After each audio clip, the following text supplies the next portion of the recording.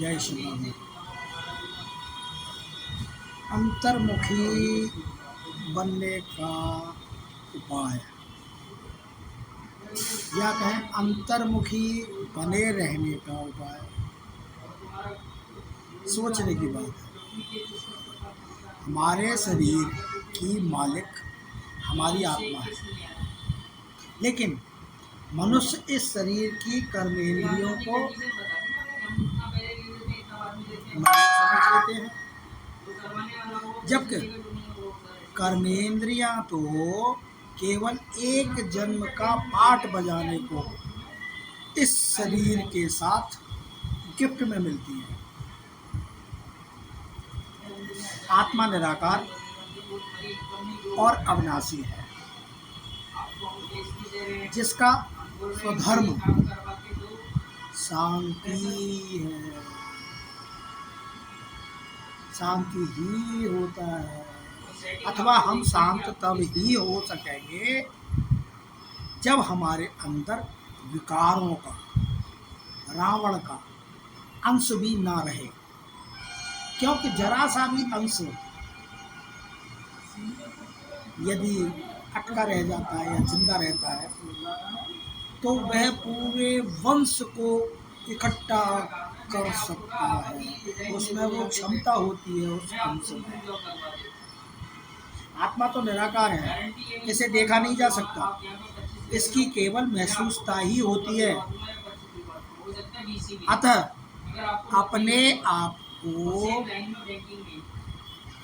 आत्मा का निश्चय करो और निराकार शिव पिता परम आत्मा, शिव पिता को परम आत्मा कहते हैं। आत्मा तो हम है, वो परम आत्मा है, परमात्मा। तो शिव पिता परम आत्मा को याद करो तो अंतर्मुखता की धारणा होने लगेगी। आत्मा तो केवल पाठ बजाती है, पाप तो इस शरीर से होते हैं, इस दृष्टि से होते हैं, क्योंकि दृष्टि आजकल क्रिमिनल हो चुकी है।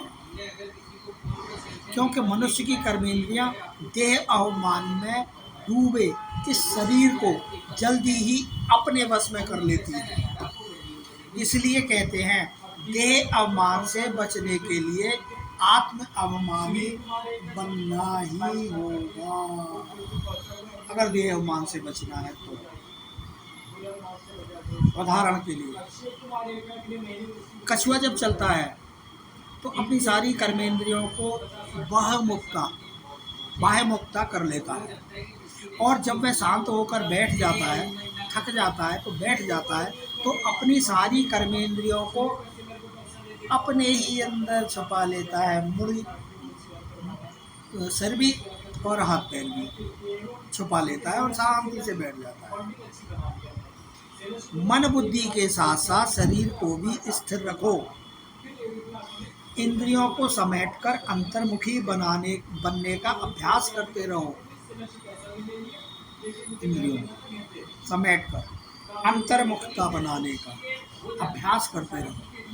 भक्ति में एकाग्रता नहीं हो पाती। कीर्तन, प्रवचन, लाउड स्पीकर लगाकर शोरगुल और हंगामे बहुत करते हैं। ज्ञान में ऐसा नहीं है। ज्ञान में तो आप एक जगह बैठकर अपनी आत्मा के द्वारा उस परम पिता परमात्मा को महसूस कर सकते हैं। भोजन का व्रत मायने नहीं रखता। वास्तव में व्रत रखना हो तो विकारों को त्यागने का व्रत रखो।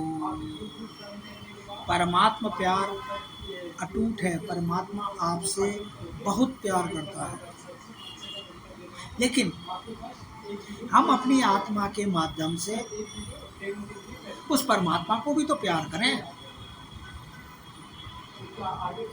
जय श्री बाबा, जय निराकार, जय श्री।